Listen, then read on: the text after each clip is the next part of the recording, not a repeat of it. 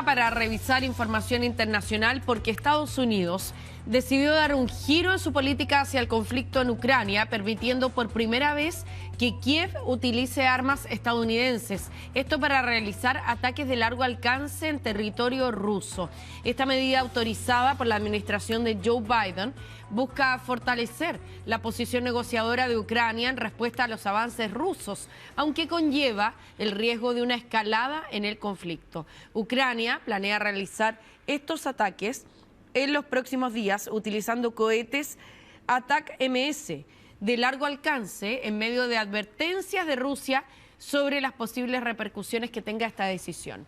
El presidente ucraniano Volodymyr Zelensky celebró la medida y afirmó que los misiles hablarán por sí mismos, mientras que la Cancillería rusa reiteró la advertencia del presidente Vladimir Putin respecto de que ataques en territorio ruso cambiarían la naturaleza del conflicto.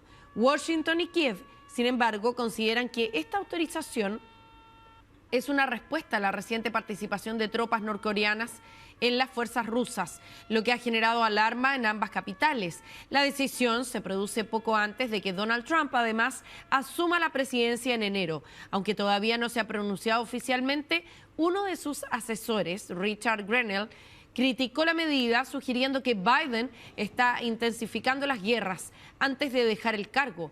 La administración actual ha manifestado que busca dejar a Ucrania en una posición de fuerza, sea para continuar la guerra o negociar la paz. Mientras algunos funcionarios republicanos apoyan la flexibilización de las reglas del uso de armas. Todavía no hay ninguna medida concreta, pero ya ha habido algunas aproximaciones por parte de Donald Trump respecto de que su prioridad no sería seguir apoyando a Ucrania en medio de la guerra, por el costo también que tendría una medida como esa económicamente para Estados Unidos. Bueno, y en vísperas del 1000º día de guerra, Rusia también lanzó uno de los ataques más intensos contra Ucrania, disparando alrededor de 120 misiles y 90 drones sobre instalaciones energéticas y ciudades clave, incluidas Kiev, Odessa y Leópolis. Este ataque masivo provocó cortes de energía de emergencia, interrupciones en el transporte eléctrico y ferroviario y dejó al menos 3 personas muertas en Nikolaev y Leópolis, además de numerosos heridos. El ministro de Asuntos Exteriores ucraniano, Andriy Sybiga, denunció el ataque en redes sociales calificando como una agresión deliberada contra la infraestructura civil de Ucrania y afirmando que es una respuesta directa de Putin a recientes intentos diplomáticos. Por su parte, el ministro de Energía, Germán Galuchenko, informó que este es el 8º ataque masivo contra instalaciones energéticas desde el año 2023 y que las centrales han sido bombardeadas más de 190 veces desde el inicio de la invasión. El presidente ucraniano Volodymyr Zelensky ha expresado la necesidad de encontrar una solución diplomática de aquí al año 2025, aunque reconoce que ataques de esta magnitud complican cualquier avance hacia la paz. Así que lamentablemente vemos cómo de lado y lado no ha decaído la ofensiva en medio de esta guerra que lleva tanto tiempo y que inicialmente se había planteado como una guerra fugaz. Así lo había mencionado Vladimir Putin, un ataque fugaz, rápido, efectivo, pero se encontró con la oposición de Ucrania que ha sido férrea durante todo este tiempo. Vamos a cambiar de tema para hablar de un ataque con arma blanca que se registró en una escuela de formación profesional ubicada en Guxi, en la provincia de Jiangsu, y que dejó 8 personas muertas y 17 heridos en China. El atacante era un joven de 21 años, identificado como Chu, quien fue detenido en el lugar y confesó haber cometido el crimen. Según la policía, él estaba frustrado por haber fracasado en sus exámenes y por la baja remuneración de su pasantía, lo que lo habría llevado a regresar al instituto para desahogar su ira. Este hecho es el segundo ataque masivo que se registra en China en una semana. El lunes anterior, recordemos que un hombre embistió con su auto una multitud en Zhuhai, matando a 35 personas e hiriendo a otras 43. En respuesta, el presidente Xi Jinping y el primer ministro Li Qiang han instado a reforzar las medidas de seguridad y a revisar los conflictos sociales latentes que puedan estar alimentando este grado de violencia.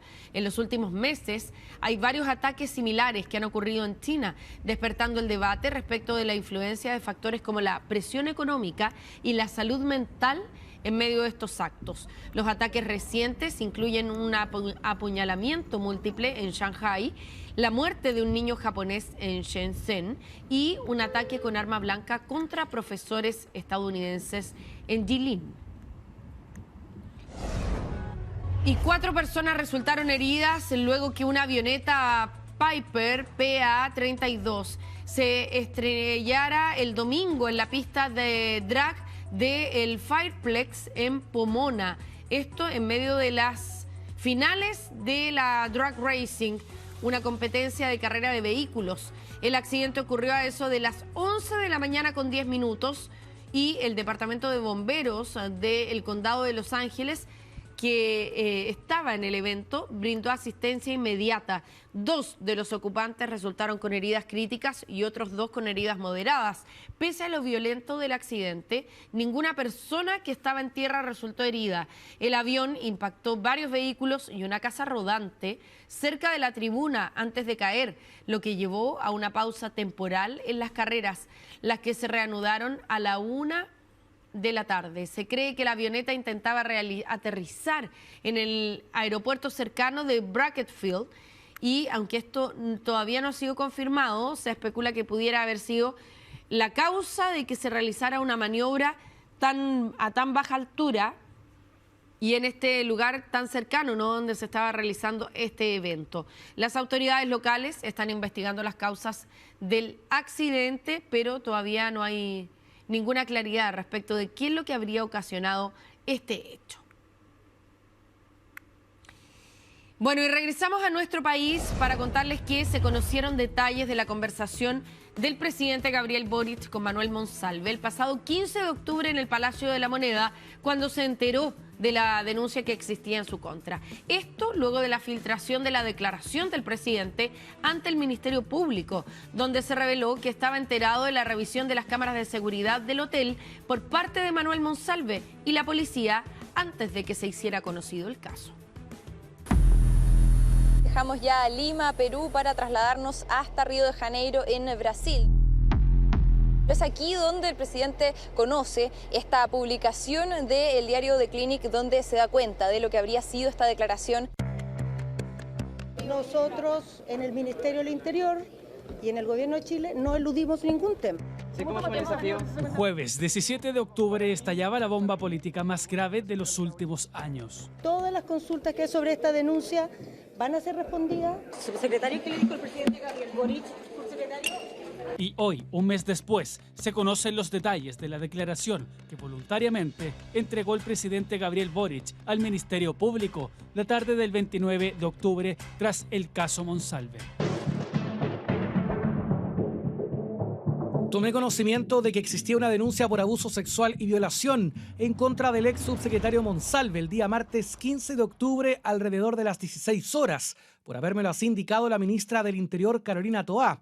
Además, me informa que existía una investigación de la PDI por el acceso de él a cámaras de seguridad del hotel a propósito de ese hecho. Esta es parte de la declaración que el presidente dio a los fiscales Javier Armendáriz y Francisco Jacir. Lo que refiere es cuando se enteró de la denuncia de abuso sexual y violación. Lo que sigue es la primera conversación del presidente con Monsalve aquel martes 15 de octubre. Yo resolví de inmediato hablar con Monsalve, por lo que lo cito a La Moneda alrededor de las 20:30 horas. Yo le digo que sí es por la denuncia y me dice que no sabía que existía una denuncia.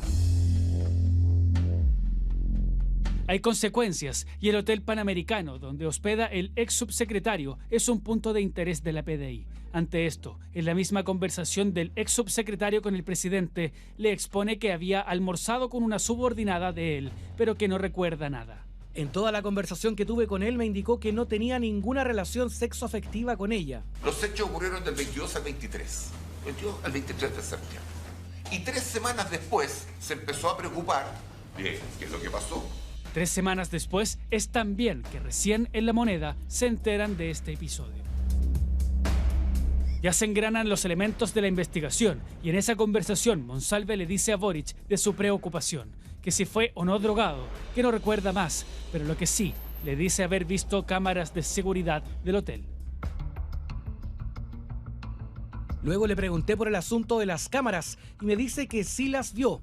No me dice cómo llegó a ellas, pero me indicó que había visto las del hotel cuando ingresan juntos y minutos después él baja solo.